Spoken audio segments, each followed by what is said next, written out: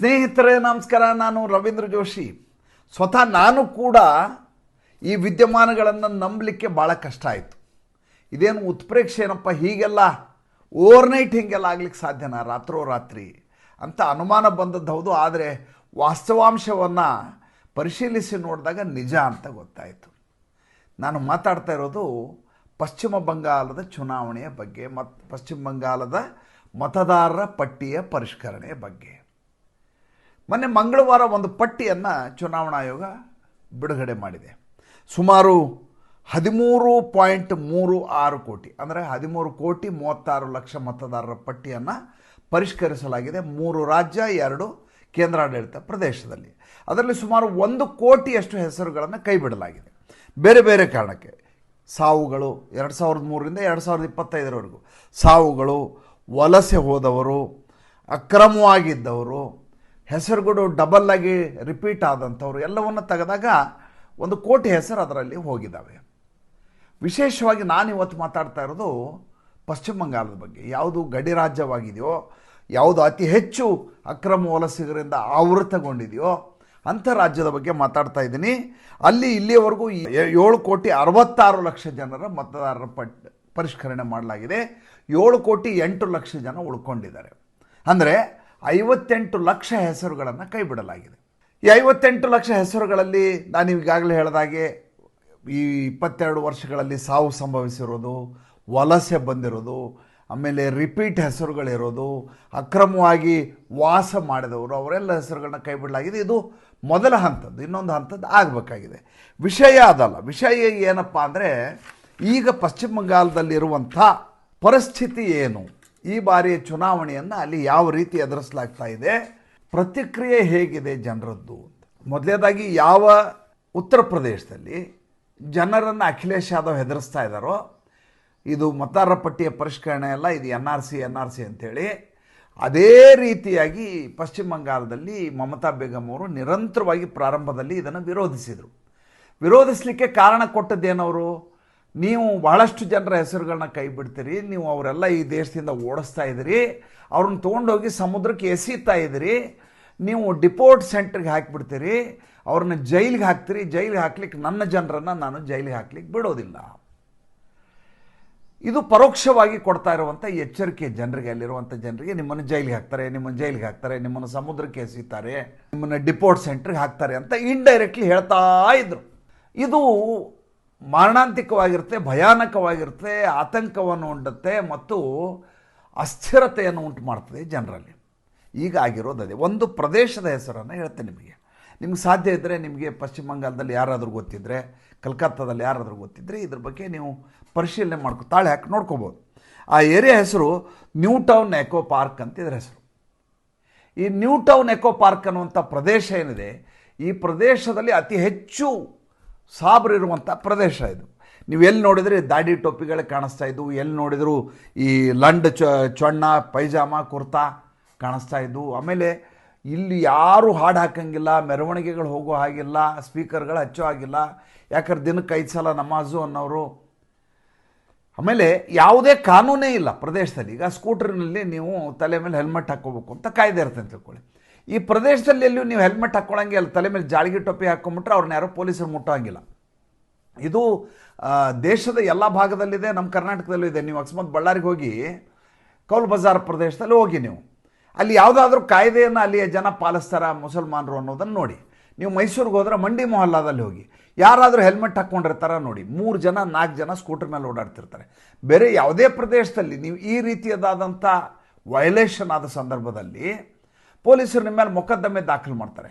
ಆ ಪ್ರದೇಶದ police station ಅವರು ಇದನ್ನು ಲೀಗಲೈಸ್ ಮಾಡಿರುವ ರೀತಿ ಇದನ್ನು ಒಂದು ತಪ್ಪು ಅಪರಾಧ ಆರೋಪ ಅಂತ ಕನ್ಸಿಡರೇಷನ್ಗೆ ತಗೊಳ್ಳೋದಿಲ್ಲ.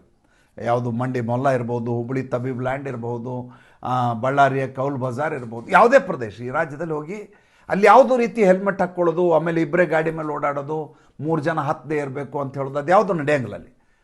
ಹಾಗೆ ಈ ಎಕೋ ಪಾರ್ಕ್ ಅಂತೇನಿದೆ, ಈ ಎಕೋ ಪಾರ್ಕಲ್ಲಿ ಶುಕ್ರವಾರ ದಿವಸ ಕಂಡ ಕಡೆ ನಮಾಜು, ಉಳಿದ ದಿವಸನೂ ಪಾರ್ಕ್ನಲ್ಲಿ ನಮಾಜು, ಹೊರಗಡೆ ರಸ್ತೆಯಲ್ಲಿ ನಮಾಜು, ಎಲ್ಲಿ ನೋಡಿದರೂ ಬುರ್ಖಾ, ಎಲ್ಲಿ ನೋಡಿದರೂ ಲಂಡ್ ಚಣ್ಣ. ಈ ರೀತಿಯದಾದಂಥ ಪರಿಸ್ಥಿತಿ ಇಡೀ ಪ್ರದೇಶದಲ್ಲಿತ್ತು. ಆ ಪ್ರದೇಶದಲ್ಲಿ ಈಗ ಜೋರಾಗಿ ಸ್ಪೀಕರ್ಗಳನ್ನ ಹಾಕ್ಲಾಗ್ತಾ ಇದೆ, ಮೆರವಣಿಗೆಗಳು ನಡೀತಾ ಇದ್ದಾವೆ. ಎಲ್ಲಿಯೂ ಮುಸಲ್ಮಾನರೇ ಕಾಣಿಸ್ತಾ ಇಲ್ಲ. ಎಲ್ಲಿ ಹೋದ್ರಿ ಇವರು?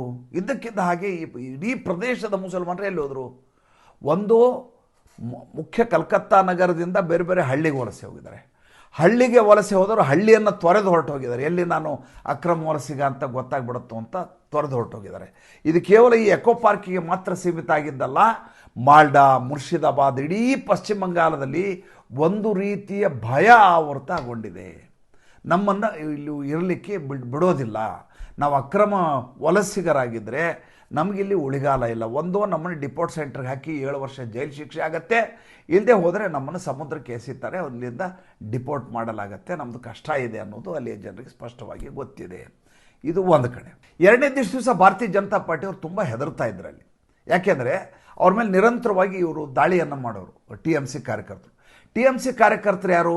ಒಂದು ಕಾಲಕ್ಕೆ ದಶಕಗಳ ಕಾಲ ಎಡರಂಗದಲ್ಲಿದ್ದು ದಾದಾಗಿರಿ ಹಿಂಸಾ ರಾಜಕಾರಣ ಮಾಡ್ಕೊಂಡು ಬಂದವರೆಲ್ಲ ಯಾವಾಗ ಎಡರಂಗದ ಸರ್ಕಾರ ಹೊರಟೋಯ್ತೋ ಅವರೆಲ್ಲ ನೇರವಾಗಿ ತೃಣಮೂಲ ಕಾಂಗ್ರೆಸ್ಗೆ ವಲಸೆ ಬಂದವರು. ಅವರೆಲ್ಲ ಅದೇ ಗೂಂಡಾಗಿರಿಯನ್ನು ಮುಂದುವರ್ಸ್ಕೊಂಡ್ಬಂದರು. ಗೂಂಡಾಗಿರಿ ವಿರುದ್ಧವಾಗಿ ನಾವು ಸರ್ಕಾರಕ್ಕೆ ಬಂದದ್ದು ಅಂತ 15 ವರ್ಷದಿಂದ ಯಾವ ಮಮತಾ ಬೇಗಂ ಹೇಳಿದ್ರು, ಅವರು ಮುಂದುವರಿಸಿದ್ದೇ ಹಿಂಸಾ ರಾಜಕಾರಣದಲ್ಲಿ.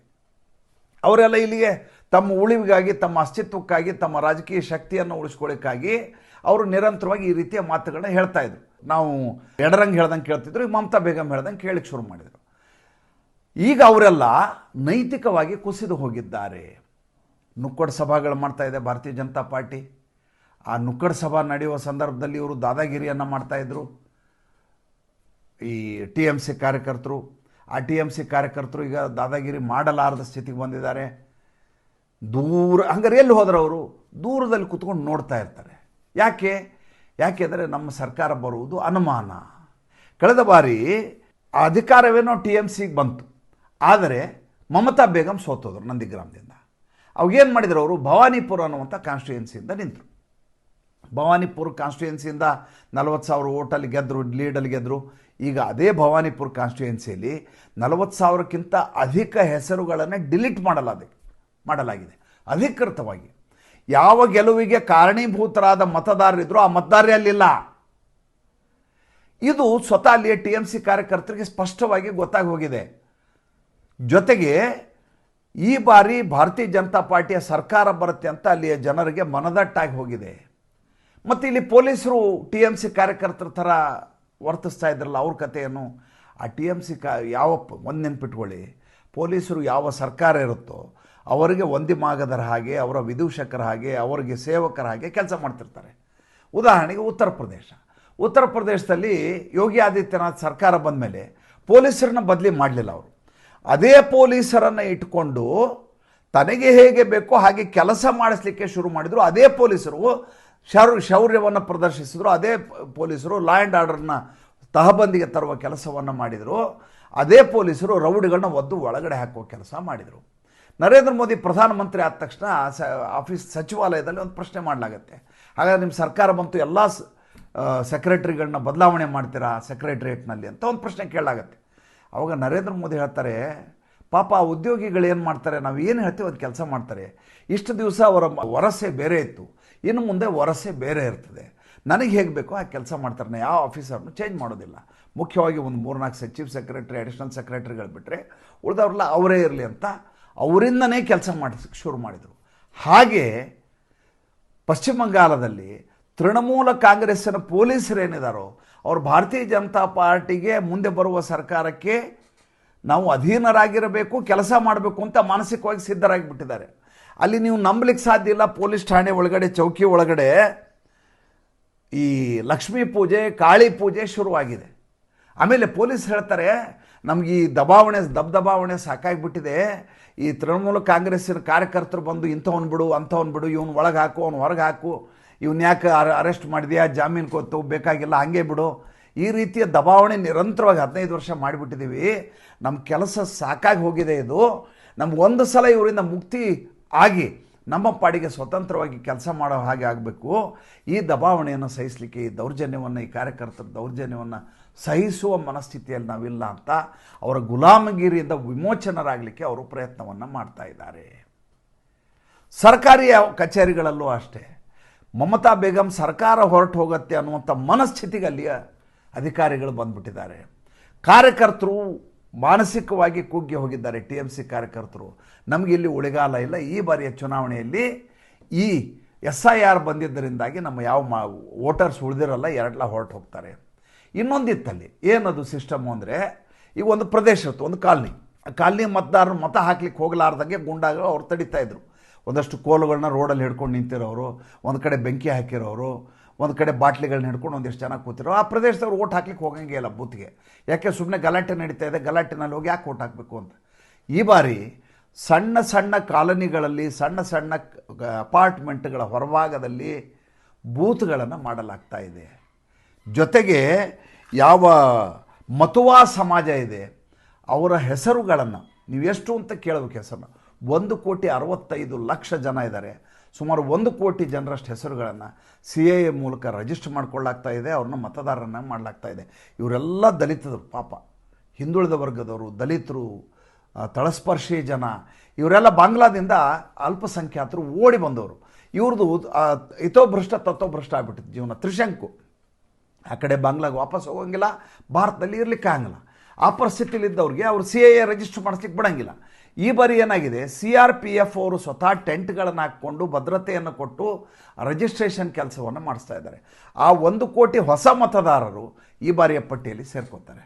ನೀವು ನಂಬಲಿಕ್ಕೆ ಸಾಧ್ಯ ಇಲ್ಲ, ನಾನು ಕೂಡ ಪ್ರಾರಂಭದಲ್ಲಿ ನಂಬಿರಲಿಲ್ಲ. ಕಳೆದ ಬಾರಿ ಚುನಾವಣೆಯಲ್ಲಿ ಭಾರತೀಯ ಜನತಾ ಪಾರ್ಟಿ 77 ಸೀಟ್ಗಳನ್ನು ತೆಗೆದುಕೊಳ್ತು. ಅದರ ಹಿಂದಿನ ಚುನಾವಣೆಯಲ್ಲಿ 3 ಸೀಟ್ ತೊಗೊಂಡಿತ್ತು ಭಾರತೀಯ ಜನತಾ ಪಾರ್ಟಿ.